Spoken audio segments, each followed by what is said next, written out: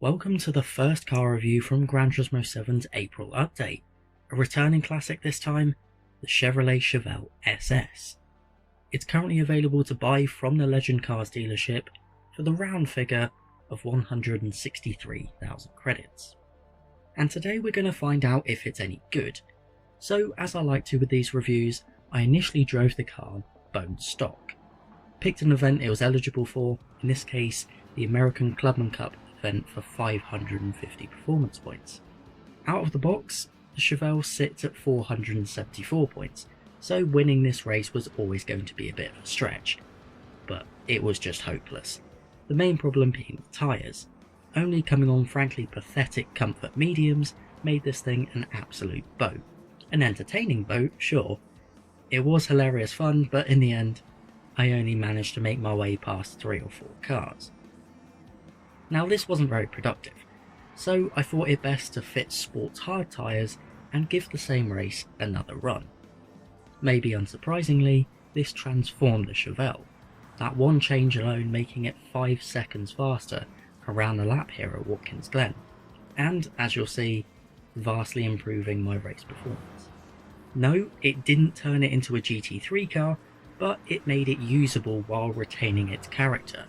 It's still a bit wobbly and had a surprising propensity for oversteering on the entry to corners, but you could make progress.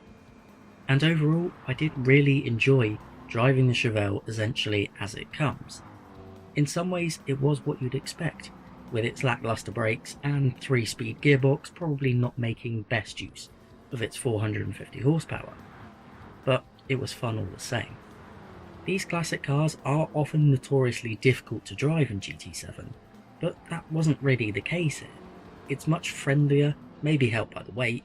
It wasn't ready to spit you off at any moment like the Camaro, for example. Everything feels like it happens in slightly slow motion. However, it's obvious the Chevelle wasn't designed for any of that. It's a straight line machine. So, what better way to test its abilities there than a quarter-mile drag race against some of its muscle car contemporaries. In the red corner, the Chevelle. In the blue corner, we have the Dodge Charger 426 Hemi, and in the butternut corner, the Plymouth Superbird. This should be close.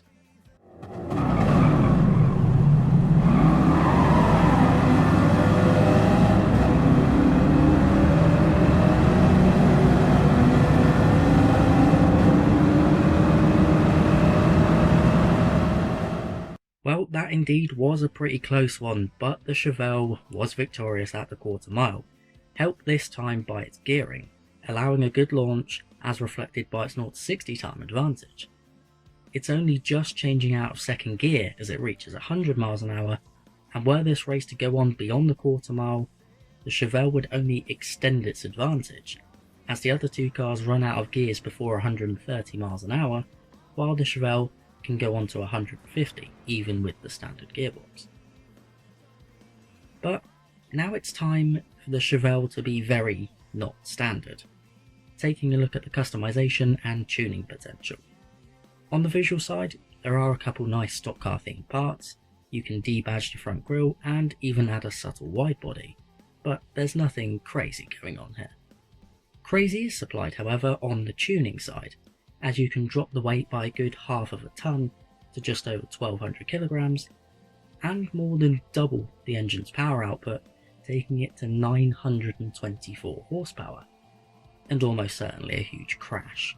But we'll see about that in a minute. Also fitted to the car was the fully customizable racing transmission, now giving us 5 gears to work with rather than 3. After adding all the other racing parts, including those essential suspension and brake upgrades, the car now sat at over 700 performance points. The best I could find to use this car in had a limit of 700, so I added a little bit of ballast and turned the power down to just 890 horsepower. But lo and behold, it was still an absolute mess.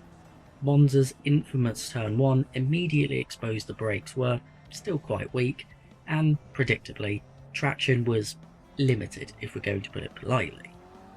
Combined with the poor body control, this meant fighting oversteer at 140 miles an hour through Curva Grande. Honestly, do not recommend. Drive smoothly and you can make your way up the field, but it's hard work, as would be spending ages on a setup to try and tame this thing somewhat. Simply put, in this extreme state of tune, the Chevelle was out of its depth, and its performance points too high to be competitive for really anything. But that's okay. At risk of sounding like a cringeworthy ad writer, you have to find your Chevelle. And for me, that's a very lightly tuned one. Better brakes and tyres to be competitive in lower level races, but keeping the car's character very much intact. So my Chevelle is probably going to be found smoking around with the idiot he's driving, pretending he's John Wick. Thanks for watching.